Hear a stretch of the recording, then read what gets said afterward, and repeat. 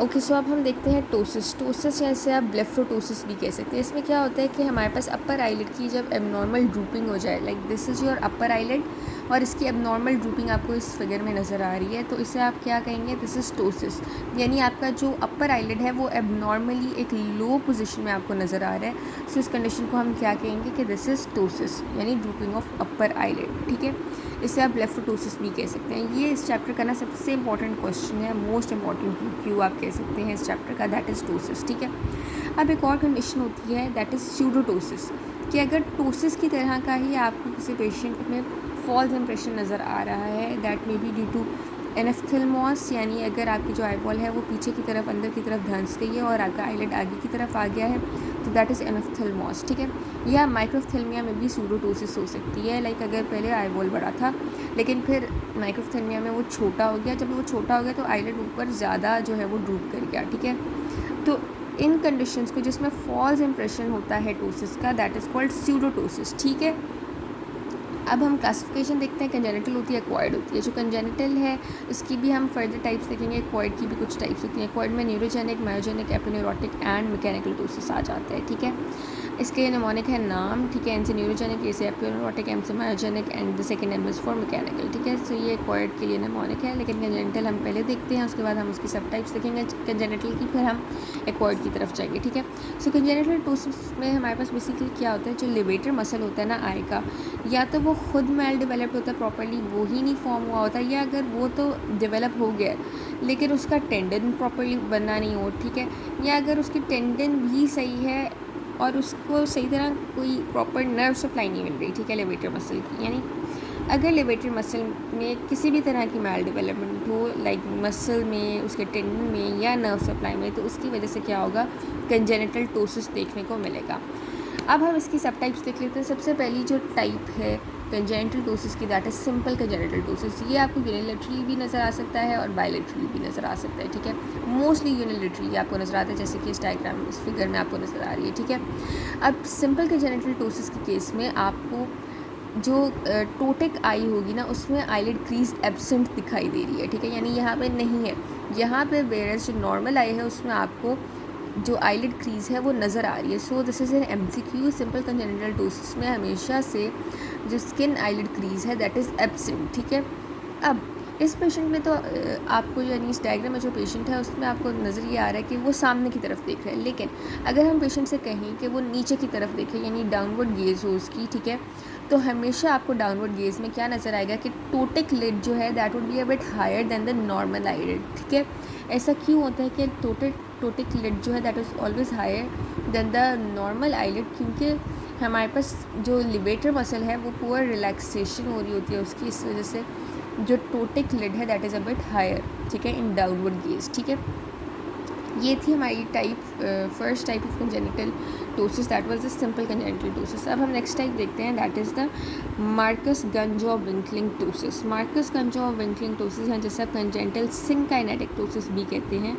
ये mostly 5% of all your congenital ptosis पे constitute करता है। ठीक है, अब इसमें हमारे पास क्या होता है कि आपकी जो टोटिक आईलिड होती है ना, वो जॉ मूवमेंट्स के साथ साथ रिट्रैक्ट करती है। ठीक है, ऐसा क्यों होता है कि जैसे आप अपनी जॉ को मूव कर रहे होता है, वो पेशेंट अपनी जॉ को मूव करता है तो उसकी टोटिक आईलिड जो है वो रिट्रैक्ट करती है। ऐसा क्यों है?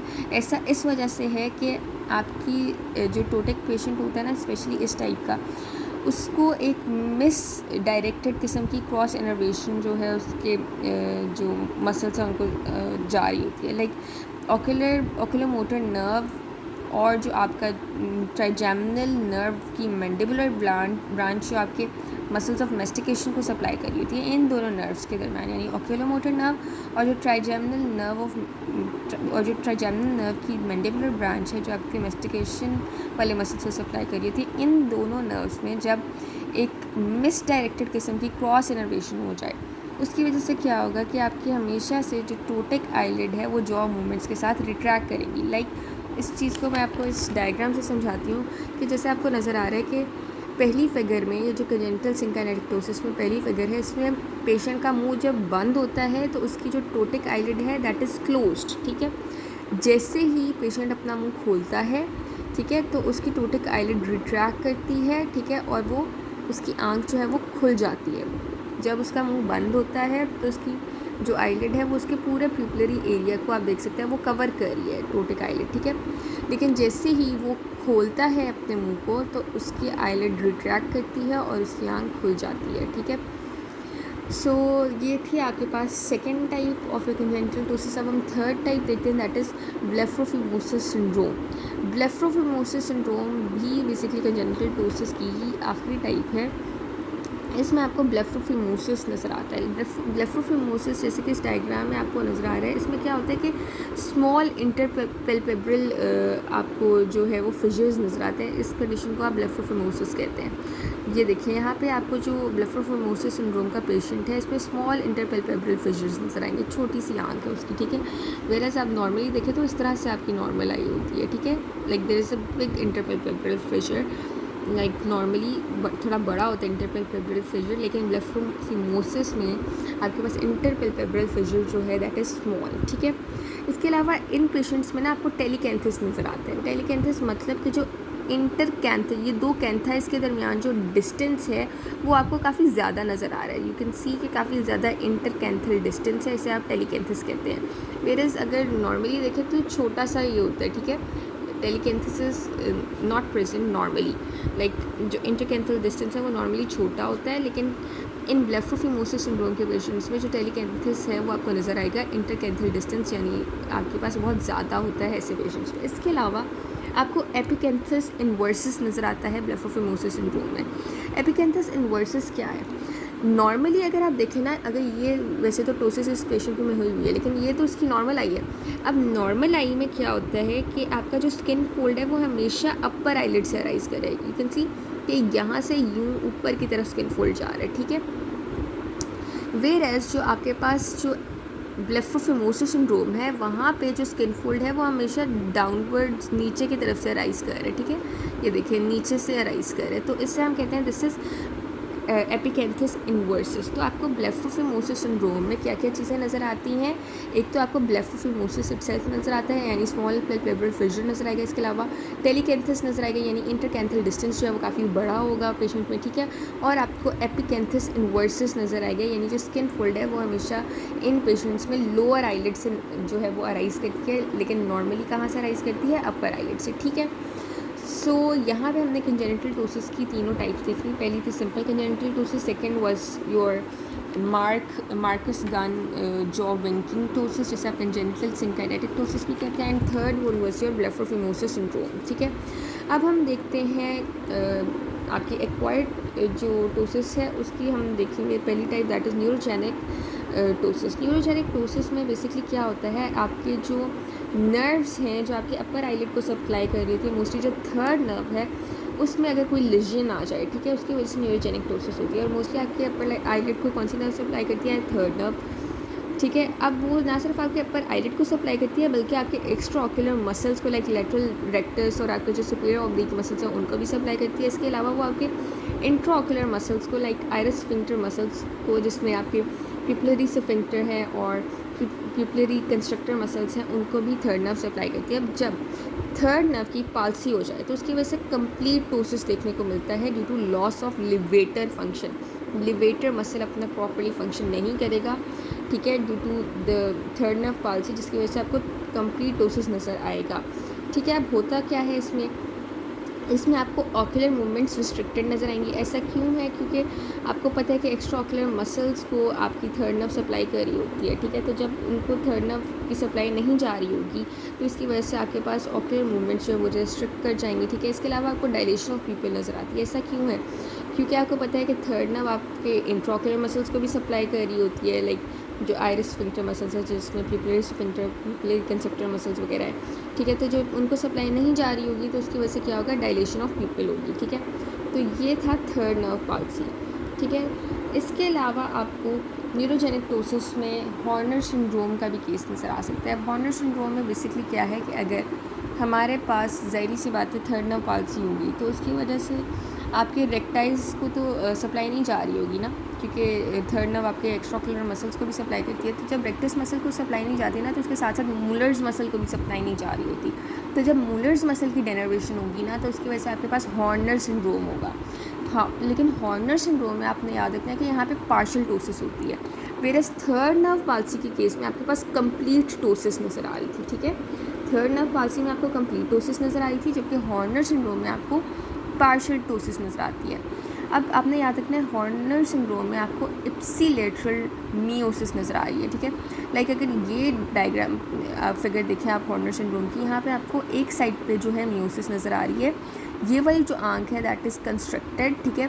यहाँ पे आपको मियोसिस नज़र नहीं आई, सो इप्सीलेटरल मियोसिस नज़र आएगी। इसके अलावा लोअर लिड जो है वो एलिवेटेड आपको नज़र आएगी, ठीक है। ये लोअर लिड है and this is elevated. Normally आप देखें तो इसकी लोअर लिड जो है वो थोड़ी नीचे की तरफ है, लेकिन जो हॉर्नर सिंड्रोम वाला पेशेंट है जिसकी एक आई में मियोसिस हुई है, वहाँ पे उसी आई में जो लोअर लिड है वो थोड़ी एलिवेटेड है।